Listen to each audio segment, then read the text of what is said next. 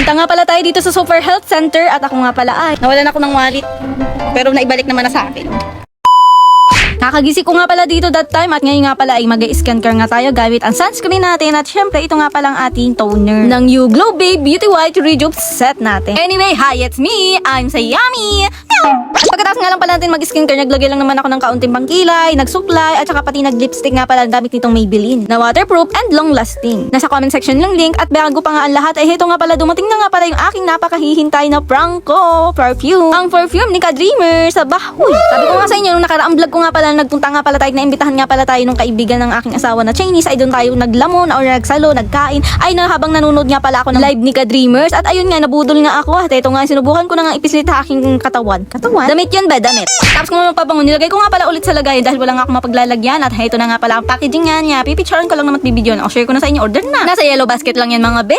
So ayun na nga, way back 10 tayo. Ito na nga pala, kaalis nga lang pala namin sa bahay at papunta na nga pala kami sa Super Health Center mga be. Dahil ako nga pala magpataggal ng aking implant. Sundo lang naman ako, tagpahatid lang naman sa asawa ko papunta nga dito dahil ang hirap naman, ang layo naman po ako ay maglalakad papunta dyan. Kaya ko naman mga be maglakad papunta dito kaso nga nila nga ay sayang sa oras at saka pati nagamadali na nga ni at ako'y late na. Aba, ang usapan nga ni alas 10, abay kung anong oras na yata ako nakarating dito. Parang mga nasa 10:20 yata mahigit ere. At sa part na nga pala ni Taya, tayo nandito na nga pala sa luba, tayo nga ni pala natimbang na nabipi na lahat, agahintay na lang talaga mga be. So, meron pa nangyari sa akin na aking kalukuhan na sobrang kalimutan ko. Ay ganito kasi nangyari nung ititimbang na nga kasi ako noon, ay lahat nga ng gamit ko ay napampabigat, ay inalis ko nga pala. Isa na din nga pala yung pinakamabigat ko nga itong wallet na dahil nga may mga laman ngang coins. Ay ngayon kabaga naman ay hindi ko agad nakuha nga pala at naiwan ko doon. Tapos meron na din yatang kasunod ko na nagpatimbang din. Sobra nga palang kadaldalan ko at ako'y kwento ng kwento. Aba, hindi ko nga namalaya na wala na pala yung nasa bulsa ko. Nung huhugutin ko na nga pala yung pera ko, aba, ay pagtingin ko sa bulsa ko ay wala nga. Doon na nga pala ako kinabahan at doon na din ako nag-start na maghanap nga at magtanong-tanong kung baka merong nakakita. Hanggang sa ayun, meron nagsauli pala sa akin at nasa kanya nga daw yung aking wallet. First time ko lang maranasan sa buong buhay ko ito kaya grabe yung kaba. Kaya maraming salamat po sa nagsole.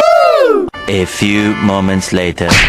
So ayan guys, success. Natagkalan na ako ng implant. Then, good luck sa akin. Mabubuntis na ako. Mabubuntis na ako. Walang iya. Sana kung mabuntis man ako, girl. Pero wag muna. Wag muna ngayon. Hindi ko pa kaya. Nawalan ako ng wallet. Pero naibalik naman na sa akin. Hindi siya masakit mga bay kasi tinurukan ako dito ng anesthesia. At ganito lang naman kalawak din eh. Parang sarap dito mag-jogging pag umaga. Oh. Ayan. So, ayan lang guys. Share ko lang. Don't forget to like and subscribe mga bay. Dito lang sa ating Sayami Vlog. Bye-bye.